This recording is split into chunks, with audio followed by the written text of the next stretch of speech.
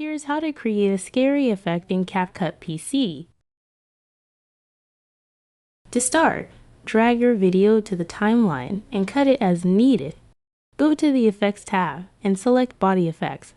Browse the Dark category to find a suitable spooky effect.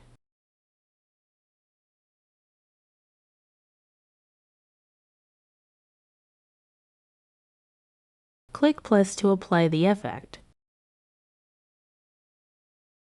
Customize the intensity using the adjustment sliders in the right panel. Control the effect duration by dragging the edges of the effect layer.